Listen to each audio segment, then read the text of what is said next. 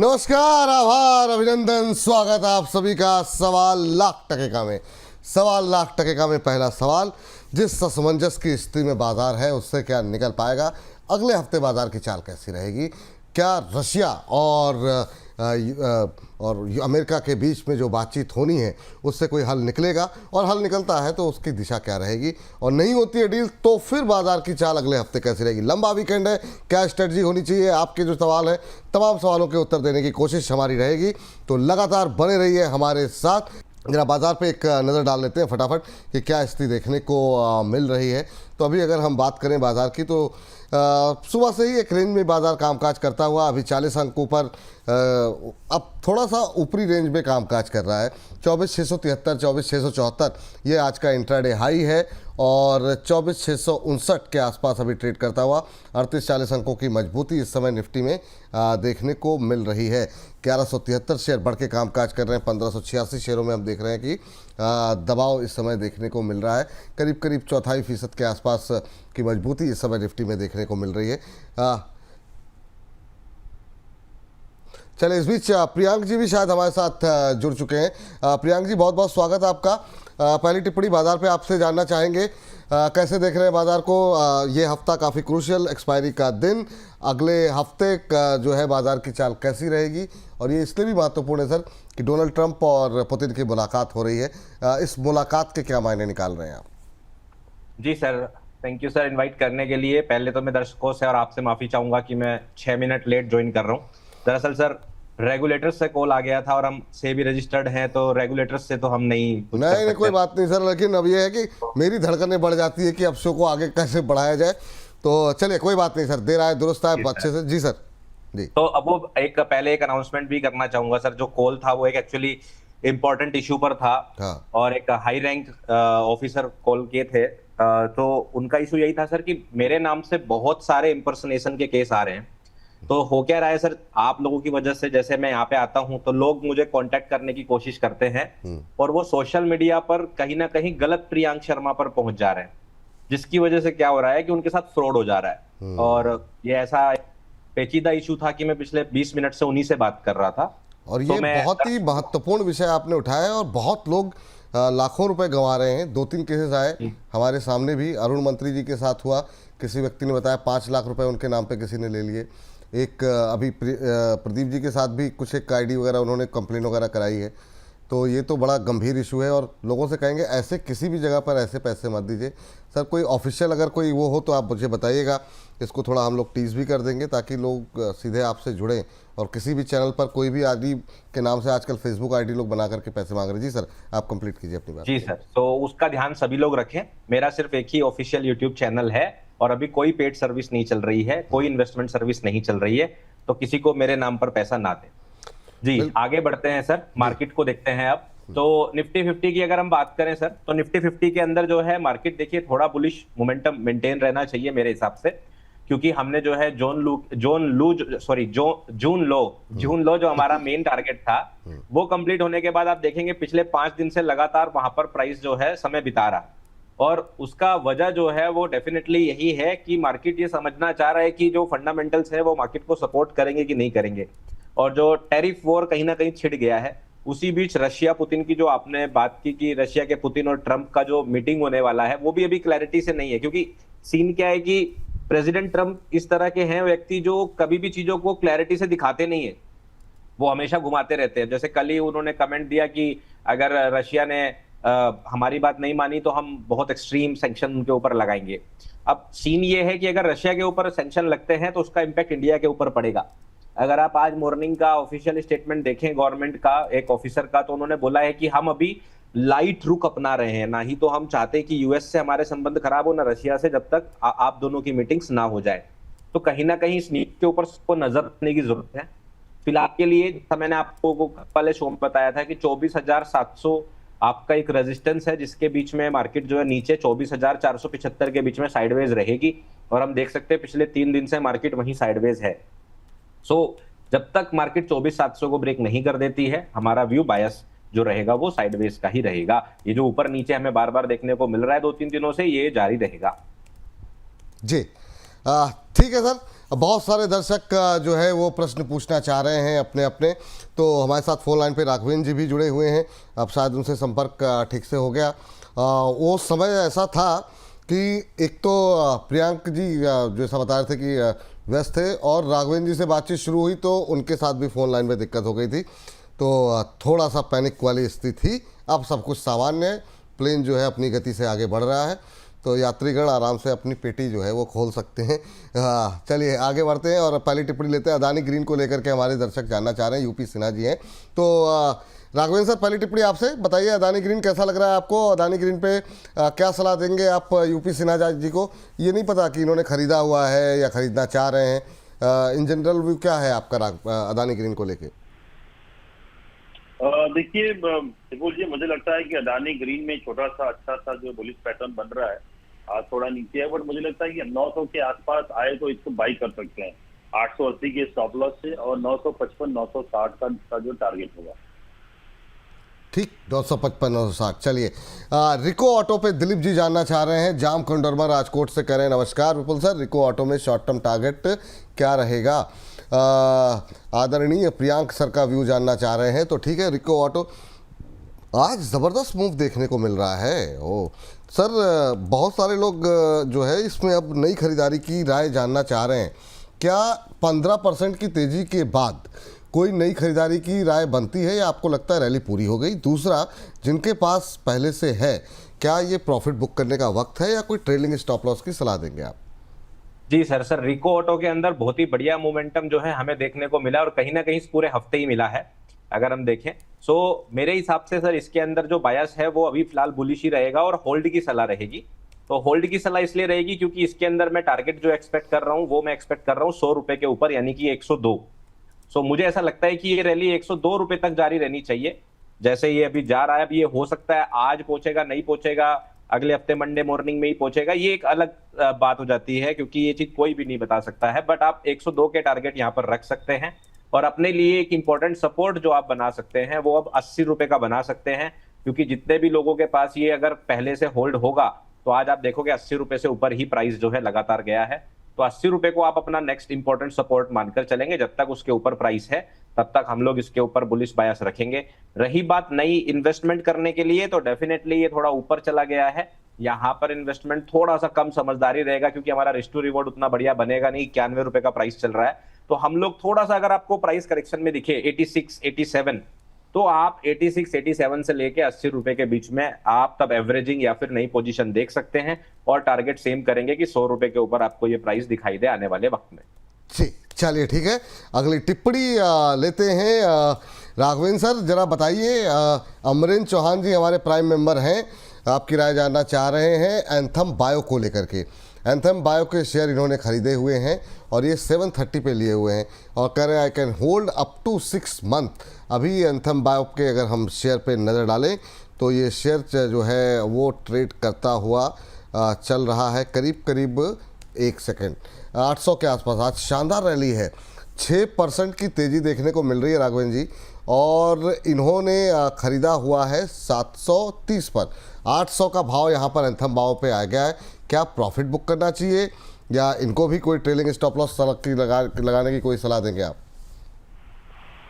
देखिए, anthem bio जो है अभी अभी ये कंपनी हुई है, और मुझे लग रहा है कि मैंने कई बार आपके साथ भी जब बात हुआ तो हम लोगों ने बाई करने की राय दी। अभी भी मेरी राय है इसको होल्ड करने की, बाई अगर किया निचले स्तरों पे आप चाहे तो 780 का स्टॉप लॉस दे सकते हैं, ट्रेडिंग स्टॉप लॉस।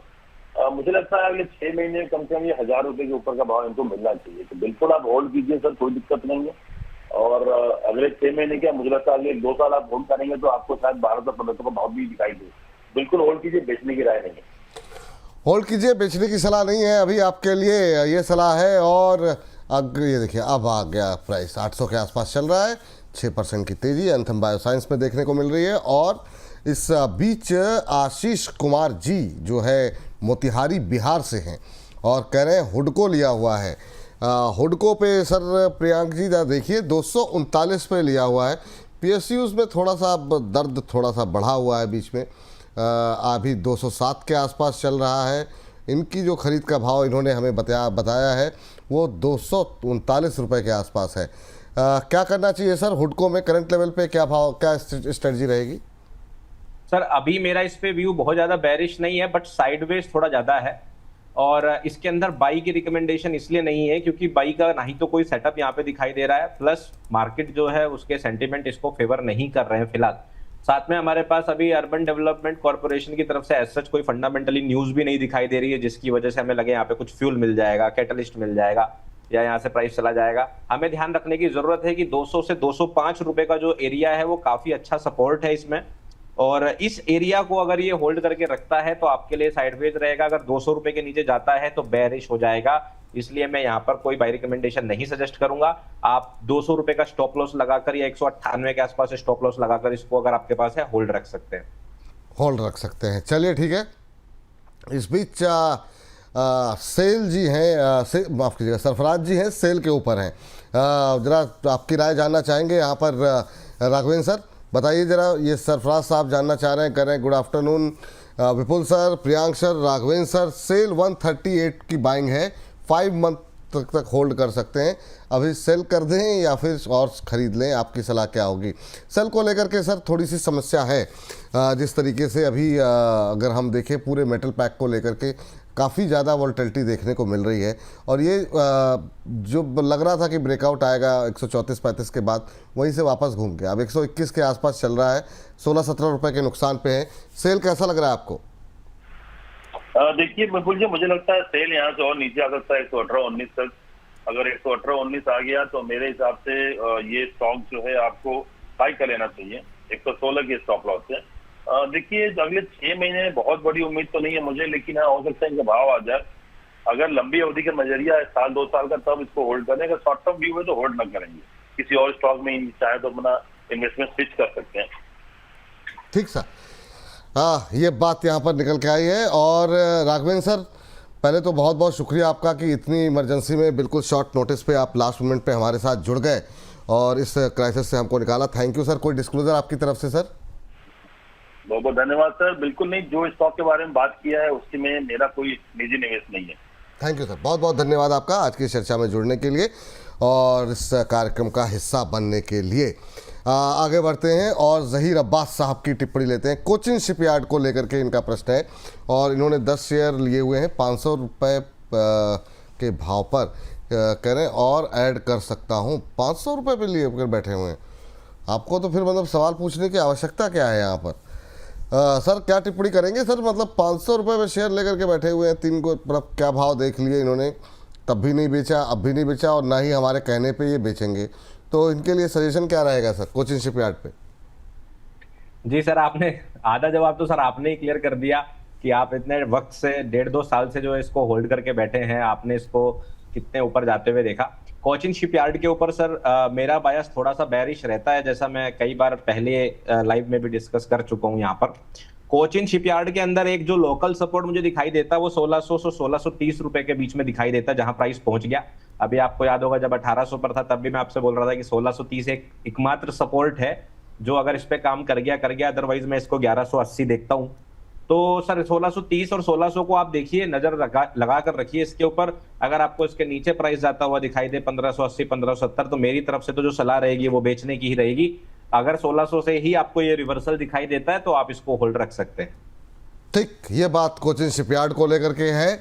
और इस बीच दीपक कुमार जी जानना चाह रहे हैं NSDL 31351 पर इन्होंने बाय करके रखा हुआ है, क्या करें? लगातार गिरावट देखने को मिल रही है। NSDL जरा एक बार स्क्रीन पर लेकर के आ जाइए और यहाँ पर प्रेशर बढ़ता हुआ दिखाई दे रहा है। 1171 का लेवल, करीब 3.25% के आसपास की अब गिरावट, नए इंट्राडे लो बनते हुए। अभी सर 1166 1166 का इंट्राडे लो बनाया है और क्लोजिंग तक हो सकता है और नए इंट्राडे लो बनते हुए दिखाई दें। आपकी टिप्पणी क्या रहेगी? मैं सर अब जिन्होंने 1300 पे प्लस कर लिया है, इन्होंने 1351 पे लिया हुआ है, वेट करने सही रहेगा, लॉस बुक करना सही रहेगा, क्या टिप्पणी रहेगी आपकी? जी सर देखिए, पहला चीज तो ये बिल्कुल नया स्टॉक आया है, लिस्टेड है जस्ट, ठीक है। फंडामेंटल्स हम सभी लोग जानते हैं, इसीलिए NSDL की इतनी ज्यादा हाइप भी है, तो फंडामेंटल्स पे तो क्या बात करें। चार्ट जो है बस हफ्ते बना है, कोई बड़ा टारगेट तो आपको नहीं बताया जा सकता। रही बात शॉर्ट टर्म की, जैसा आपने इन्होंने क्वेश्चन में पूछा कि मैंने जहां पे बाई किया 1300 के आसपास, सो एक तो सलाह ये रहेगी कि आगे कभी भी कोई आईपीओ पहले ही अगर प्रीमियम में लिस्ट होता है, उसके बाद बढ़ जाता है लगभग आधा 50-60% ऊपर चला जाता है, तो आप पहली बात तो ऐसी जगह पे बाई कर रहे हो तो आप फोमो में बाई कर रहे हो, उसे थोड़ा अवॉइड करना चाहिए। यहाँ पर देखिए अगर एकमात्र सपोर्ट जो मुझे दिखाई दे रहा है वो 1110 से लेके 1125 के बीच में दिखाई दे रहा है। सो अगर मैं शॉर्ट टर्म में बात करूं जो चार्ट अवेलेबल है डेटा के हिसाब से, तो 1110 और 1125 एक सपोर्ट है, जहां तक आप अगर पेशेंस दिखा सकते हैं, आपको लगता है कि आपका रिस्क अलाउ करता है, तो आप तब वहां तक होल्ड करके देख सकते हैं कि आपको पलट के एक रिवर्सल मिल जाए, 1250-1300 के आसपास आपको एग्जिट करने का मौका मिल जाए। अदरवाइज तो सर फिर हमें जो है थोड़ा बस वेट ही करना पड़ेगा। अगर 1110 ब्रेक करता है तो फिर वापस से आप लिस्टिंग प्राइस पर भी इसको देख सकते हैं। अच्छा, बहुत लोग सर ये जानना ही चाह रहे थे कि 1162, ये देखिए यही बात कर रहे थे, और ये अब जो है नए न्यूनतम स्तर बनते हुए दिखाई दे रहे हैं। अच्छा, जो लोग अभी पूछ रहे हैं सर फ्रेश बाय करने के लिए, उनको क्या सलाह देंगे आप? सर अभी मैं तो बिल्कुल बाई करने की सलाह नहीं दूंगा। आप एक बार 1100-1110 पर देखिए, अगर आपको वहां पर कोई अपना बाई सेटअप दिखाई दे टाइमिंग्स के हिसाब से, देखिए fundamentals drives the market, technical analysis times the market. तो आपको अगर वो टाइमिंग दिखाई दे 1110, 1120, 1125 के आसपास, 1130 के आसपास, तो आप इसके अंदर जरूर कोई स्कैल्पिंग अपॉर्चुनिटी देख सकते हैं, छोटे टाइम फ्रेम की ट्रेड देख सकते हैं। अदरवाइज फिलहाल तो नहीं कोई ऐसी सलाह है। बिल्कुल सलाह नहीं है, नए इंट्राडे लो बनते हुए दिखाई दे रहे हैं। ये तो प्रियांक जी की राय रही, आप और भी राय सुनना चाहते हैं तो आप जाकर के सुन सकते हैं। हमने आज सुबह भी इस पर डिटेल में बातचीत की, जिस तरीके से यहाँ पर लो बनते हुए दिखाई दे रहे थे। आज JSW सीमेंट की भी लिस्टिंग हुई है, क्या करना चाहिए, ऑल टाइम प्लास्टिक की लिस्टिंग हुई है, वहाँ क्या करना चाहिए, और NSDL में जिस तरीके से सपोर्ट लेवल क्या है और फ्रेश बाई कहाँ कर सकती हैं, प्रियांक जी से हमने पूछ लिया है। बाकी प्रदीप हल्दर और रचित खंडेलवाल जी की राय आप जाकर के सुन सकते हैं। ये सेगमेंट भी ये इसी नाम से अपलोड हो चुका है, तो आप जब समय मिले तो इसको आप जाकर के सुन सकते हैं। चलिए ठीक है, इसके बाद ज़रा बात कर लेते हैं पेटीएम को लेकर के। मणिदेव जी जानना चाह रहे हैं कि पेटीएम बाय कर रहा है, पता नहीं बाय किया हुआ है या करना चाह रहे हैं, ये नहीं पता, पर पेटीएम को लेकर के सर कल भी हम लोगों की बातचीत शायद हुई थी। अभी क्या करें सर? अच्छी रैली रही कल, और कल आपने काफ़ी बुलिश टिप्पणी भी की थी। करंट लेवल पे क्या करना चाहिए, जो 1.25% की थोड़ी सी प्रॉफिट बुकिंग देखने को मिल रही कल की तेजी के बाद? जी सर बायस मेरा बिल्कुल सेम है, उसमें कोई चेंज नहीं है। पेटीएम के ऊपर मैं बुलिश हूं। कल भी मैंने बताया था कि जब तक ये 1000 के ऊपर रहेगा काफी बुलिश मोमेंटम इसके अंदर रहेगा, और हमारी 1150 से लेकर 1000 के बीच में बाई रिकमेंडेशन भी थी। तो अभी तो मेरे हिसाब से एंट्री जोन में वापस आना शुरू हुआ है प्राइस। कल तो काफी ऊपर था, कल तो हमें बाई करना ही नहीं था, लेकिन अभी जो है ये एंट्री जोन में आना शुरू करा है, जहां से हम हल्की हल्की एवरेजिंग या बाई देख सकते हैं। तो अगर किसी के पास ऊपर बाई है या पहले से बाई है तो उनके लिए बिल्कुल होल्ड का ही रिकमेंडेशन रहेगा, और टारगेट्स भी सेम रहेंगे हमारे 1380 से 1560 शॉर्ट टर्म के लिए, और मिड लॉन्ग टर्म के लिए वही 2000 के प्राइसेस। ठीक है। करीम साहब की का सवाल आया है, कह रहे हैं कल्याण ज्वेलर्स 580 पे लिया हुआ है, कह रहे हैं मोमेंटम के हिसाब से ऊपर जाने के चांसेस हैं क्या और ज़्यादा? इन्होंने 580 के हिसाब से लिया हुआ है, हालांकि रिजल्ट्स के बाद ये भी शेयर टूटा था। आज अच्छी रिकवरी यहाँ पर दिखाई दे रही है, 4-5% की तेज़ी कल्याण ज्वेलर्स के अंदर देखने को मिल रही है। इनकी खरीद थोड़ी सी ऊपर की है सर, क्या इनके लिए ये गुंजाइश है कि अभी वेट करें? जी सर कल्याण ज्वेलर्स के ऊपर लास्ट वीक हमने बात की थी, जहां पे मैंने 595 को एक इंपॉर्टेंट रेजिस्टेंस बताया था, और उसके इर्द गिर्द जो है प्राइस कंसोलिडेट कर रहा था। तो हमारा प्लान ये था कि अगर मार्केट 595 को ब्रेक करता है तो हम इसके अंदर नई अपॉर्चुनिटीज देखेंगे। जिनके पास पहले से स्टॉक है वो होल्ड रख सकते हैं, और लेकिन ध्यान ये रखेंगे स्टॉप लॉस जो रहेगा वो 490 के आसपास रहेगा। तो बिल्कुल सेम वही रिकमेंडेशन है। मार्केट ने 595 से वापस से रिजेक्शन दिया, ड्रॉप आया। आप यहाँ पर देख के चलिए कि आपको वापस 500 रुपए तक के प्राइसेस देखने को मिल सकते हैं, बट ओवरऑल स्टॉक के अंदर ऐसा कोई बेरिशनेस नहीं है कि यहाँ पे कोई बेरिश ट्रेंड शुरू हो गया है, वो अभी नहीं दिखाई दे रहा। तो कहीं ना कहीं साइडवेज है, और जो पुराने इन्वेस्टर्स हैं उनके लिए होल्ड का रिकमेंडेशन है। अगर कोई नई बाइंग देखना चाहता है तो उनको सलाह रहेगी कि 510 के नीचे ही आप बाइंग देखें, पहले नहीं। ठीक सर, ये बात जो है कल्याण ज्वेलर्स को लेकर के आ रही है।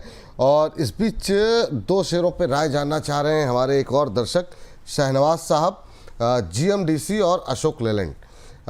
GMDC एक PSU कंपनी, और अशोक लेलैंड पे हाल फिलहाल में काफ़ी क्वेरीज आती हुई दिखाई दी, हम लोग लगातार डिस्कस भी कर रहे हैं। GMDC लेकिन आज अच्छे मोमेंटम में है सर, करीब 4% के आसपास की तेज़ी यहाँ पर देखने को मिल रही है। 432 के आसपास ट्रेड करता हुआ GMDC का शेयर अच्छा चला है एक महीने में करीब 14-15% इस तरह के वोलेटाइल मार्केट में। क्या करना चाहिए सर इन्हें? अब ये हमें नहीं पता कि इन्होंने खरीदा हुआ है कि नहीं, लेकिन आपकी टिप्पणी क्या होगी? सर गुजरात मिनरल डेवलपमेंट बिल्कुल सही बात, बिल्कुल सर जी सर। तो इसके ऊपर तो हमारा व्यू है वो ये है कि 450 रुपए का जो लेवल है वो एक अच्छा रेजिस्टेंस था, जिससे हमें पिछले महीने में जुलाई में यहाँ से रिजेक्शन देखने को मिला। लेकिन जो वाइंड अप हुआ है, जो ग्रोथ आई है वापस से, वो दिखा रही है कि प्राइस का वो सिर्फ एक नॉर्मल रिएक्शन था वीक हैंड्स को निकालने के लिए। अभी स्टॉक स्ट्रॉन्ग दिखाई दे रहा है। अगर आप पुराने होल्डर हैं तो इसके अंदर रिकमेंडेशन रहेगा आप होल्ड रखिए। स्टॉप लॉस आप इसके अंदर जो लगा सकते हैं वो 380 रुपए का लगा सकते हैं। करंट प्राइस 432 का है। अगर आप एवरेजिंग या नया बाई करने का सोच रहे हैं तो कोशिश करें 400 रुपए के आसपास देखें, अभी थोड़ा ऊपर है स्टॉक। और अगर आप थोड़ा ब्रेकआउट ट्रेडर हैं तो 453 454 रुपए का लेवल अगर आपको टूटते हुए दिखाई दे तो आप इसके अंदर एंट्री कर सकते हैं और 506 को टारगेट कर सकते हैं। ठीक सर, ये जो अशोक लेलैंड के ऊपर भी ये राय जानना चाह रहे हैं, और अशोक लेलैंड पे मैं भी आपकी राय जानना चाहूँगा। इंट्राडे में एक अच्छा मूव अभी एकदम से आया, फिर हालांकि ऊपर से हल्का हुआ है। अशोक लेलैंड जो है धीमे धीमे करके चल रहा है, पर ऊपर की तरफ जाता हुआ दिखाई दे रहा है। आपकी टिप्पणी क्या रहेगी अशोक लेलैंड पे? क्या अभी बीच में जो ऑटो में रिकवरी है उसमें अशोक लेलैंड क्या पोर्टफोलियो में रख सकते हैं, या ट्रेडिंग के लिए अगले 15-20 दिन के लिए रखा जा सकता है? अशोक लेलैंड सर, अशोक लेलैंड जो है मुझे काफी पसंद आता है स्टॉक, क्योंकि इसके अंदर वॉलेटिलिटी बहुत लिमिटेड रहती है। तो ये यूजुअली उन इन्वेस्टर्स को पसंद आता है जो बहुत ज्यादा जिंदगी में एडवेंचर पसंद नहीं करते। तो उस हिसाब से देखें सर तो स्टॉक तो मुझे बढ़िया दिखता है। अभी फिलहाल अगर हम शॉर्ट टर्म में देखें तो मुझे जो है इसके अंदर बुलिशनेस ही दिखाई दे रही है, और 127 को मैं टारगेट कर रहा हूं यहाँ पर। मुझे ऐसा लग रहा है कि हमें आने वाले दिनों में ये जो है आराम से आपको 127 के आसपास दिखाई दे सकता है। लेकिन आपको उसके साथ स्टॉप लॉस लगाना जरूरी है, क्योंकि स्टॉक ने पिछले 3 महीने में लगातार अप ट्रेंड दिखाया है। तो आप जो स्टॉप लॉस लगा सकते हैं इसमें वो 115 रुपए पर लगा सकते हैं। 115 रुपए के स्टॉप लॉस से आप टारगेट कर सकते हैं 127 और 130 को। ठीक सर, इस बीच जो है हमारे एक दर्शक का प्रश्न आया है सर सेनको गोल्ड को लेकर के। सेनको गोल्ड में हर्ष व्यास जी हैं, कह रहे हैं कि 598 की इनकी बाइंग है सेनको गोल्ड पे, और हालांकि इनकी खरीद तो बहुत ऊपर की है, लेकिन रिजल्ट काफ़ी शानदार रहे हैं सेनको गोल्ड के। सेनको गोल्ड के मुनाफा की अगर बात करें तो शेयर का जो मुनाफा है वो जो है डबल हो चुका है। जो शानदार रिटर्न यहाँ पर आते हुए दिखाई दे रहे हैं। आपकी सलाह क्या रहेगी सर? अभी जिस तरीके से कंपनी का मुनाफा बढ़ा है, रेवेन्यू में 30% की ग्रोथ, 1,826 करोड़ रुपए रहा है, आपकी टिप्पणी क्या रहेगी अभी जिस तरह की तेजी यहाँ पर देखने को मिल रही है? सर चार्ट बहुत ही बढ़िया दिखाई दे रहा है सेनको गोल्ड का, और मुझे ऐसा लगता है कि इसके अंदर जो बुलिश मोमेंटम हमें आज देखने को मिल रहा है ये जारी रहने की संभावनाएं काफी ज्यादा हैं। बहुत प्यार से मुझे लगता है कि 405 का टारगेट यहाँ पर अचीव हो जाना चाहिए आने वाले हफ्तों में। तो 405 मेरा पहला टारगेट रहेगा, और अगर 405 पर आपको ब्रेकआउट मिल जाता है तो दूसरा टारगेट 450 का रहेगा, 451 टू बी एग्जैक्ट। तो 405 और 451 अगले 2 टारगेट यहाँ पे दिखाई दे रहे हैं। स्टॉप लॉस लगाना जरूरी है, जिसको आप लगा सकते हैं 330 रुपए पर। ओवरऑल चार्ट बढ़िया है और बुलिश है। ठीक। इस बीच दीपेश कौंडल जी कह रहे हैं, विपुल सर, प्रियांक सर, अब निफ्टी में पुट लें या कॉल लें? 24,750 की पुट ले रखी है इन्होंने। कह रहे हैं कि क्या करना चाहिए सर? अब बताइए कि 74 रुपये के भाव पर इन्होंने 24,750 की पुट बाय करके रखी हुई है। कह रहे हैं कि अभी क्या स्थिर, वीकेंड भी है, मार्गदर्शन करें। तो ये अभी जो है फिर से बाजार फिसलता हुआ। सर क्या सलाह देंगे अगर आप ऑप्शन ट्रेड अगर इनको सजेस्ट करना चाहेंगे तो क्या करना? एक्सपायरी सर बता सकते हैं? एक्सपायरी इन्होंने मेंशन की नहीं है, और मुझे लगता नहीं कि आज की एक्सपायरी को लेकर के तो नहीं होगा, लेकिन अब इन्होंने मेंशन किया नहीं है। जी सर। तो सर देखिए, क्योंकि मेरा जो पॉइंट ऑफ व्यू है वो बेरिशनेस को लेकर भी नहीं है और बुलिशनेस को लेकर भी नहीं है निफ्टी को। मेरा तो जो व्यू है वो साइडवेज लेकर है। तो आप इसके अंदर ना अपना एक स्टॉप लॉस मानकर रख सकते हैं 24,710 का, अगर स्पॉट प्राइस के हिसाब से, क्योंकि ये नहीं पता ऑप्शन का कौन सा हमें चार्ट चेक करना है।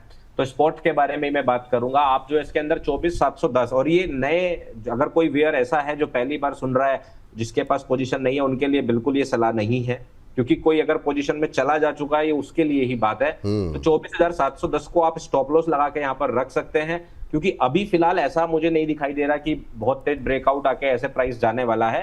तो हो सकता है कि वीकेंड है, 3 दिन का है, आपकी किस्मत रही मार्केट नीचे की तरफ चली गई तो आपको बेनिफिट मिल सकता है। क्योंकि जब हम एक पोजीशन में चले जाते हैं और अगर हमने पहले से प्लान कोई स्टॉप लॉस नहीं किया होता तो फिर वो ट्रेड भगवान भरोसे हो जाती है, वो हमारे भरोसे नहीं रहती। तो इसलिए आप एक स्टॉप लॉस सेट कीजिए, के हिसाब से रखिए, कुछ भी नहीं कर सकते इसमें।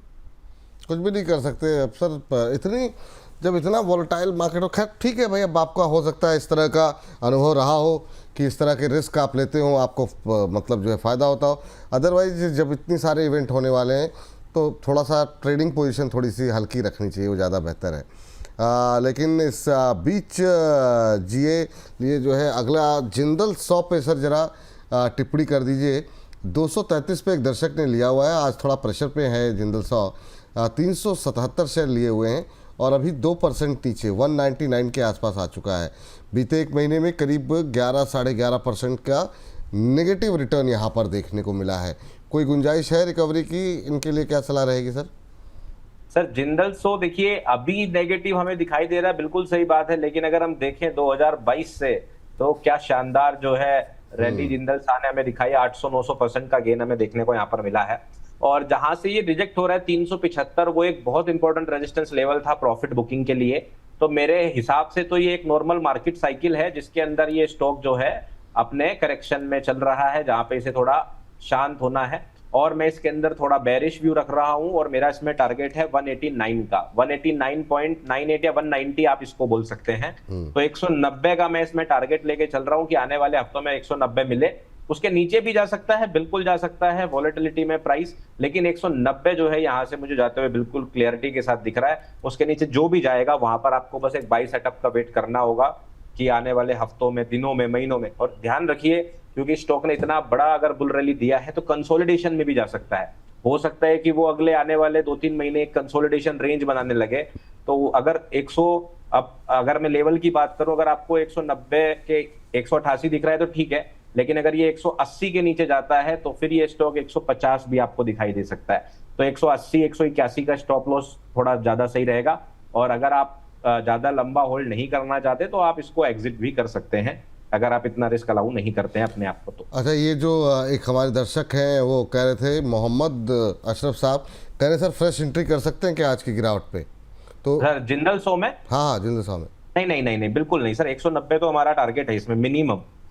190 हमारा टारगेट है, लेकिन मान लीजिए किसी के पास होल्ड है पहले से और वो थोड़ा वेट करना चाहते हैं तो वो अपना स्टॉप लॉस 180 का लगा सकते हैं, क्योंकि अगर 180 ब्रेक होता है तो हमें 150 भी देखने को मिल सकता है। ठीक। लाइफ स्टूडियो जी कह रही हैं विपुल सर बचा लो आज। मैम सवाल तो पूरा लिख लिया कीजिए, इतना आपने टाइप किया, थोड़ा सा और टाइप कर देती। क्या है, क्या मसला है, किस शेयर को लेकर के परेशान है? तो थोड़ा सा अगर आप लोग डिटेल में जो है ना बातचीत करेंगे तो ज़्यादा बेहतर रहेगा। विशाल मेगा मार्ट, इसको अभी खबरों खेल में भी डिस्कशन होगा इस पर, लेकिन सर विशाल मेगा मार्ट क्या मतलब अच्छे रिजल्ट, सब कुछ अच्छा, जिन लोगों के पास जो लोग होल्ड कर रहे थे उनको अच्छे रिटर्न। आज भी हालांकि ऊपर के लेवल पे तो नहीं सस्टेन कर पाए, लेकिन तब भी 2.25% के आसपास की मजबूती देखने को मिल रही है। आज थोड़ी बहुत प्रॉफिट बुकिंग भी होगी। अभी क्या कितना भरोसा है सर आपको, अच्छे रिजल्ट के बाद क्या करना चाहिए? विशाल मेगा मार्ट पोर्टफोलियो में होना चाहिए, और जो लोग खरीदना चाह रहे हैं क्या खरीद सकते हैं करंट लेवल पे भी? जी सर, विशाल मेगा मार्ट सर देखिए, आई थिंक कल भी हम लोग इसके बारे में चर्चा कर रहे थे और जो हमारे साथ साथी थे, मैं नाम उनका भूल रहा हूँ, मंत्री जी थे शायद, अरुण मंत्री जी। जी बिल्कुल जी, अरुण मंत्री जी, उनका भी व्यू जो है इसके ऊपर बुलिश था। और आप देखिए क्या गैप अप ओपन हुआ है मार्केट, तो कहीं ना कहीं उन्होंने बहुत ही बढ़िया रिकमेंडेशन इसके ऊपर दिया था। फिलहाल की अगर हम बात करें इस सिचुएशन में तो देखिए, अगर आपके पास कल से बाई है तो आप अभी भी ऑब्वियसली प्रॉफिट में ही होंगे, आपका रिटर्न पॉजिटिव ही रहा होगा, क्योंकि मार्केट अभी भी कल के हाई से ऊपर ही ट्रेड कर रहा है। तो पहले तो परेशान होने की जरूरत नहीं है। दूसरा चीज कि अब आपको क्या देखना चाहिए कि मुझे होल्ड करना है कि नहीं करना है, तो आप इसके अंदर एक लेवल मार्क कर सकते हैं जो है 149.17। मैं आपको टू बी एग्जैक्ट बता दूं तो 6 अगस्त का हाई है, पिछले हफ्ते का हाई है ये। आप इसको मार्क करके रख लीजिए। अगर मार्केट 2 दिन लगातार, जैसे कि आज की क्लोजिंग आप देखेंगे और मंडे की क्लोजिंग देखेंगे, अगर 2 दिन लगातार इसके नीचे क्लोज होता है तो आप इसके अंदर पार्शियल बुकिंग कर सकते हैं, एग्जिट कर सकते हैं। अदरवाइज इसको होल्ड रख सकते हैं, क्योंकि ट्रेंड पॉजिटिव है, अभी कोई वीकनेस का कारण कुछ खास दिखाई नहीं दे रहा है और ओवरऑल ऐसा लग रहा है कि मार्केट जो है यहाँ से थोड़ा कंसोलिडेशन करके ऊपर जा सकती है। ठीक सर। इस बीच जो है IRFC को लेकर के आशीष कुमार जी जानना चाह रहे हैं। IRFC इनके पास है किस भाव पे? 142 पे लेकर के बैठे हुए हैं। तो IRFC पे अगर अभी देखें तो जो भाव देखने को मिल रहा है 124 125 के बीच में ट्रेड करता हुआ, और 142 की इनकी खरीद है सर। तो अभी करीब करीब 20 रुपये 18 रुपये के आसपास के लॉस में है। रेलवे पे अभी थोड़ा सा सर भरोसा लोगों का बन नहीं रहा क्या? मतलब एक तो रिजल्ट भी ख़राब आ गए, थोड़ा सा उसने और सेंटिमेंट ख़राब कर दिया। आज आशीष सोमैया जी से भी थोड़ी सी बात हो रही थी, तो उनका मानना ये था कि अब ऐसे से आप ये सब सेक्टर अब थोड़ा सा धीमी गति से चलेंगे। आपका मानना क्या है, क्या करना चाहिए? IRFC को लेकर के आपका व्यू क्या है?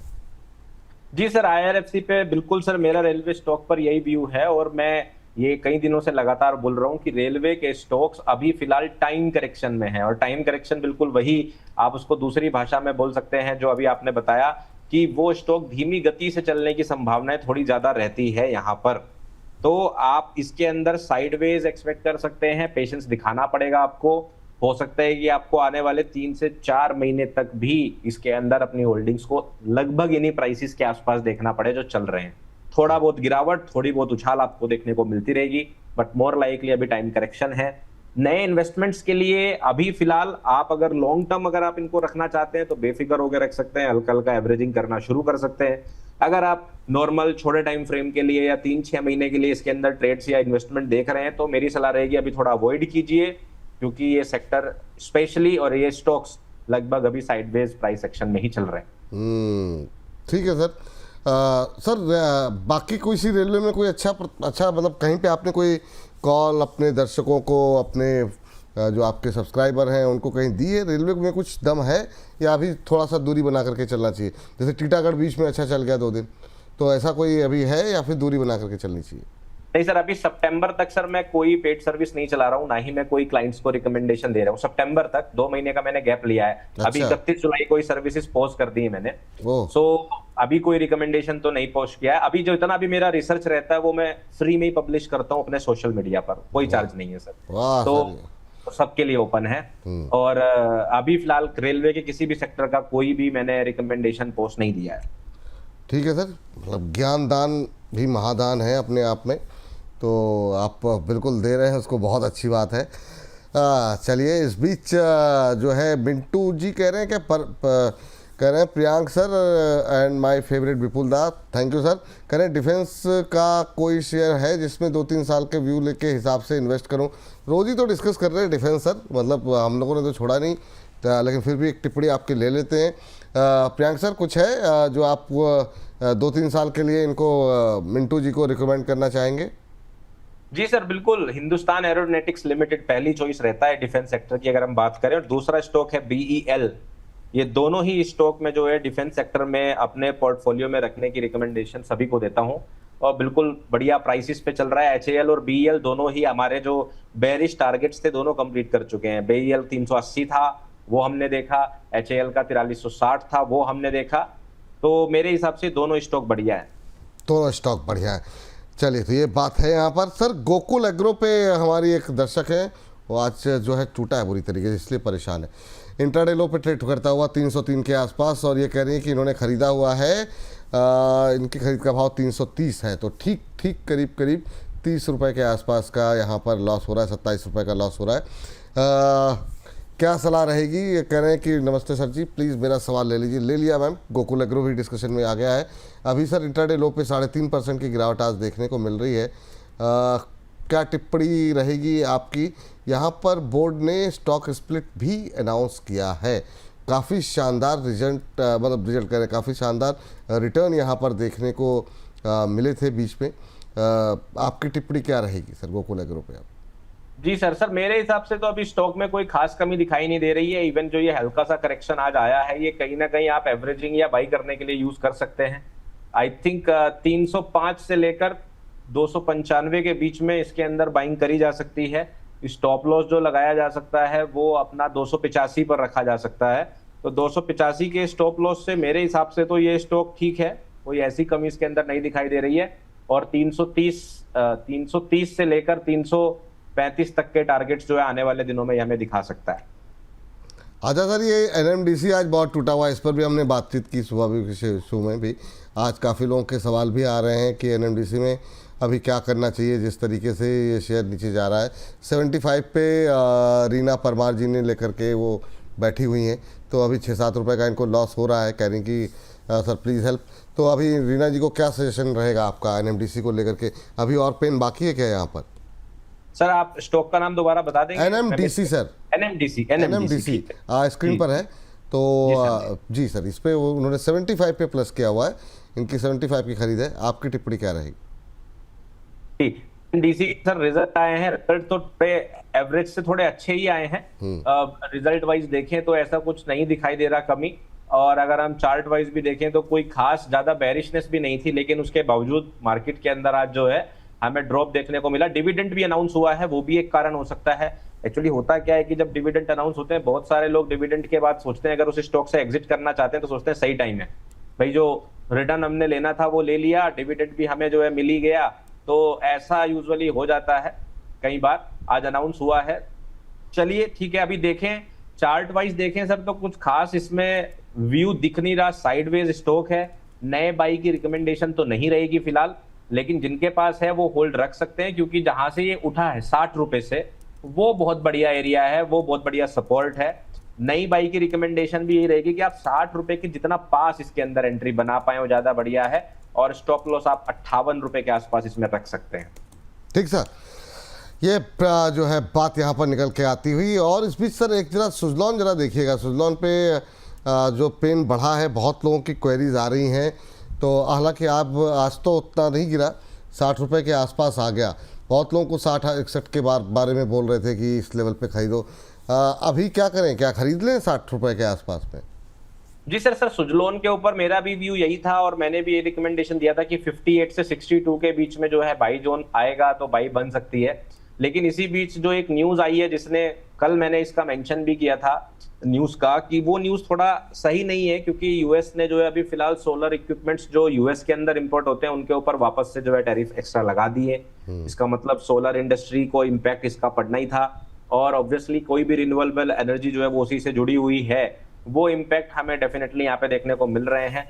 तो मैं वैसे तो रिकमेंडेशन आपको 58 से 62 का दे ही चुका हूँ, उसके साथ मैं आपको स्टॉप लॉस 55 का भी दे चुका हूँ। बट अभी फिलहाल मैं ये कहूंगा कि आप अपना रिस्क थोड़ा अपनी समझ से रखें, क्योंकि यहाँ पर जो फंडामेंटल है वो आपको अभी परेशान कर सकते हैं इस रिकमेंडेशन के अंदर, उसका ध्यान रखिए। और कई बार ये भी समझदारी हो जाती है कि अगर न्यूज पॉजिटिव नहीं आ रही हो तो हम उस स्टॉक को थोड़ा सा अवॉइड करें। फिलहाल रिकमेंडेशन में कोई चेंज नहीं है, जब तक स्टॉप लॉस नहीं हो जाता तो वो बाई जोन तो सर मेंटेन ही रहेगा। ठीक है सर, अगली टिप्पणी जो है प्रियांक सर का लाडला के नाम से इन्होंने अपनी आईडी बनाई हुई है, और जैसे आप आते हैं तुरंत अपना सवाल लेकर के आते हैं, आपके बड़े फैन लगते हैं। कह रहे आदरणीय सर, निफ्टी 50 का आज का इंट्राडे में रेंज टूटने की संभावना बताइए। तो ये थोड़ा सा इन्होंने कहा कि मतलब क्या रेंज कौन सी टूट सकती है, ऊपर के साइड टूटेगी, नीचे की साइड टूटेगी? निफ्टी की रेंज समझना चाह रहे हैं आपसे। जी सर, जो है वैसे तो कल जो मैंने डेली मार्केट अपडेट, मैं अपने यूट्यूब चैनल पर डेली मार्केट अपडेट करता ही हूँ, उसमें एक्सप्लेन किया था, लेकिन मैं बताना चाहूंगा वापस से, बैंक निफ्टी के अंदर हमने वो रेंज ब्रेक होते हुए देखा। 4 दिन से बैंक निफ्टी पिछले दिन के अंदर ही बना रहा था पूरा मूव, पिछले दिन के हाई को या लो को नहीं ब्रेक कर रहा था। आज वो ब्रेकआउट हमें देखने को मिला। और निफ्टी 50 की अगर हम बात करें तो वो अभी भी रेंज के अंदर ही फंसा हुआ है, जून ओपन के नीचे है 24,670 के। सो आज एक्सपायरी होने के नाते मुझे ऐसा लगता है कि इन दी एंड, मतलब 2:15-2:30 बजे के आसपास एक मोमेंटम या एक वॉलेटिलिटी हमें जरूर देखने को मिलेगी, जिसके अंदर हमें जो है विक्स देखने को मिल सकती है 24,720 725 तक भी, या नीचे की तरफ 24,560। वो ऊपर मिलेगी नीचे मिलेगी ये कह पाना थोड़ा सा मुश्किल है। हालांकि बुलिश डायरेक्शन में थोड़ा सा भार ज्यादा है, क्योंकि पूरे दिन से हमने देखा प्राइस ऊपर है। बट ये दोनों तरफ आप विक के लिए तैयार रहिए। मेरे हिसाब से 2:15 के बाद आपको हो सकता है प्राइस ऊपर नीचे होते हुए मिले, और रेंज ब्रेकआउट का कुछ खास आज प्लान मेरा नहीं है। ठीक सर, साइड में ज्यादा व्यू है। Okay sir. विपुल सरकार जी कह रहे हैं नमस्ते प्रियांक सर, तो नमस्कार स्वीकार कर लीजिए सर प्रियांक जी का। अब माफ़ कीजिएगा, प्रियांक जी स्वीकार कर लीजिए आप इनका जो है नमस्कार। और उम्मीद करते हैं जो लाडला साहब हैं उनको भी उत्तर मिल गया होगा। लेकिन अब अगला प्रश्न, कल्पतरू प्रोजेक्ट को लेके काफ़ी सारे क्वेश्चन आए। 1249 पे जो है इन्होंने प्लस किया हुआ है। अभी क्या करना चाहिए सर? कह रहे हैं कि 1360 1400 का टारगेट बताया गया था, अभी होल्ड करें या एग्जिट, स्टॉप लॉस बता दें और ये टारगेट आने में कितना टाइम लग सकता है। अभी 1222 के आसपास चल रहा है, इन्होंने 1249 पे प्लस किया हुआ है। चलिए ठीक है। स्टॉप लॉस सर जब आपको टारगेट याद है, मुझे लगता है किसी तो गेस्ट ने, शायद प्रदीप जी ने दिया था या किसी ने सब बातचीत की थी, तो अगर स्टॉप लॉस आपको टारगेट पता है, स्टॉप लॉस नहीं पता, तो स्टॉप लॉस तो अवश्य ध्यान रखें। अगर स्टॉप लॉस कट गया है तो निकल जाइए ट्रेड से। बहुत सिंपल सी बात है सर, बिल्कुल जो है स्टॉप लॉस और टारगेट जो है ना दोनों ही महत्वपूर्ण होते हैं। सर आपकी टिप्पणी क्या होगी सर कल पत्र को लेकर के? कल पत्रों में सर 1180 एक अच्छा लेवल है जिस पर आप नजर रख सकते हैं। फिलहाल मैं इस पर कोई ऐसा बायस का कमेंट नहीं करना चाहूंगा, क्योंकि स्टॉक अभी ऐसी जगह पर जहां मेरे हिसाब से बायस बता पाना थोड़ा सा मुश्किल रहेगा। 50-50 लग रहा है मुझे, इसलिए मैं कोई बायस इसमें रिकमेंड नहीं कर रहा हूं। आपके लिए बस एक इंपॉर्टेंट लेवल बता दे रहा हूं 1180, जिसको आप सपोर्ट या रेजिस्टेंस की तरह यूज कर सकते हैं। ठीक है। ये टिप्पणी है आप यहाँ पर निकल के आती हुई। आईओसी को लेकर के अरमान अली साहब जानना चाह रहे हैं फ्रेश एंट्री लेने के लिए। सर ये जो सेक्टर है काफ़ी कुछ मतलब इंटरनेशनल खबरों से काफ़ी ज़्यादा चलता है और अभी जो है एक बड़ा इवेंट सामने है, तो ऐसे में आईओसी में पोजीशन बनानी चाहिए। फ्रेश एंट्री लेना चाह रहे हैं अरमान अली जी, तो क्या आप उनको सलाह देंगे या अवॉइड करने की सलाह देंगे?